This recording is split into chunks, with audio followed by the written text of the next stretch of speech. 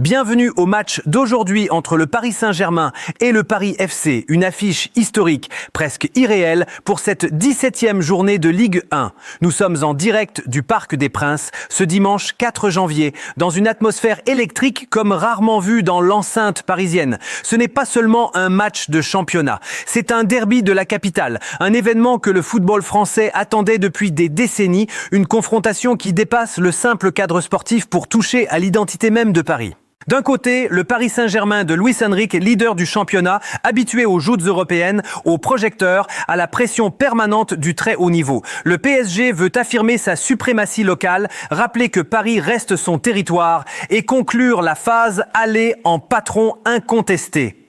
De l'autre, le Paris FC, le voisin ambitieux, longtemps resté dans l'ombre, mais désormais installé en Ligue 1 avec une idée claire. Ne plus être le petit frère. Le PFC arrive sans complexe, avec la volonté assumée de prouver que la capitale peut désormais battre à deux cœurs au plus haut niveau. Ce contexte donne à la rencontre une saveur particulière. Le PSG doit composer avec des absences importantes, notamment celle d'Achraf Hakimi, parti en sélection, ce qui modifie l'équilibre habituel de son couloir droit. La responsabilité offensive repose donc davantage sur la vitesse tranchante de Bradley Barcola, la percussion permanente d'Ousmane Dembélé et la capacité du milieu parisien à dicter le tempo. Luis Enrique veut du contrôle, de la maîtrise, du jeu positionnel pour étouffer progressivement l'adversaire. En face, le Paris FC se présente avec une organisation claire et une discipline collective remarquable. L'équipe s'articule autour de la vision de jeu de Maxime Lopez, véritable métronome au milieu, capable de casser les lignes par la passe, et de la créativité d'Ilan Kebal, chargé d'apporter de l'imprévisibilité dans les transitions. Le plan est limpide. Bloc compact, solidarité défensive, sortie rapide pour exploiter le moindre espace laissé par le pressing parisien. Sur le papier, c'est David contre Goliath, mais dans un derby, les hiérarchies se brouillent toujours. Le ballon roule au Parc des Princes et très vite l'intensité est au rendez-vous. Le PSG monopolise la possession, fait circuler le ballon d'un côté à l'autre, cherche à étirer le bloc adverse. Le Paris FC, lui, ne recule pas excessivement. Il coulisse, ferme les intervalles et répond par des séquences de pressing ciblées qui perturbent parfois la relance parisienne. Le match est tactique, engagé. Chaque duel est disputé comme si la saison entière en dépendait. La première période se transforme progressivement en bataille du milieu de terrain.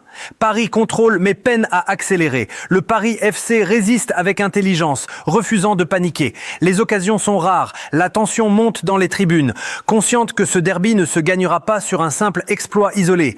Et puis, à l'approche de la pause, le rapport de force finit par basculer. À la 45e minute, juste avant le retour au vestiaire, le PSG trouve enfin l'ouverture. Sur une séquence parfaitement construite, Désiré Doué surgit au bon moment et conclut avec sang-froid. Le Parc des Princes explose. Ce but, au-delà de l'avantage au score, libère mentalement les Parisiens. Le PSG rentre au vestiaire en tête, 1-0, avec le sentiment d'avoir fait le plus dur. Mais dans un derby, rien n'est jamais acquis. Le retour des vestiaires offre un scénario totalement fou, presque irréel. En l'espace de 2 minutes, le match bascule dans une autre dimension. À la 51e minute, le Paris FC obtient un penalty après une action litigieuse dans la surface. Le silence se fait au parc. William Gboo s'avance et transforme la sentence avec un sang-froid remarquable. 1-1, tout est à refaire. Le Paris FC exulte, conscient de tenir là un moment historique. Mais la réaction parisienne est immédiate, presque brutale. Comme piqué dans son orgueil, le PSG repart à l'assaut sans attendre. À la 53e minute, Ousmane Dembélé accélère, élimine son vis-à-vis et conclut avec autorité. 2 minutes, 2 buts, 2 émotions radicalement opposées. Le PSG repasse devant, 2-1, et le Parc des Princes explose à nouveau. Ce passage éclair résume à lui seul la différence d'expérience entre les deux équipes.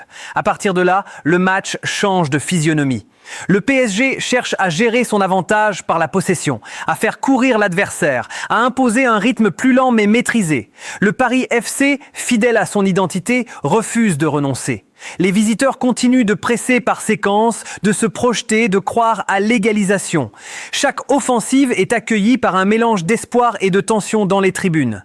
Nous entrons dans le dernier quart d'heure. L'intensité ne faiblit pas, au contraire. Les Parisiens tentent de verrouiller le match, mais le Paris FC jette ses dernières forces dans la bataille. Les centres se multiplient, les duels deviennent plus rugueux, les nerfs sont mis à rude épreuve. Chaque récupération, chaque dégagement est applaudi ou sifflé selon le camp. Le tableau d'affichage reste figé. PSG 2, Paris FC 1. Les dernières minutes sont irrespirables. Le Paris FC pousse, le PSG résiste. Et lorsque le coup de sifflet final retentit, c'est un mélange de soulagement et de fierté côté parisien, tandis que le Paris FC quitte la pelouse avec des regrets, mais aussi avec la certitude d'avoir tenu tête aux géants. Ce derby laissera une trace. Le PSG confirme son statut et sa capacité à répondre présent dans les moments de tension. Le Paris FC, malgré la défaite, sort grandi de cette confrontation. Paris n'a peut-être qu'un vainqueur ce soir, mais il a désormais deux clubs capables de faire vibrer la Ligue 1.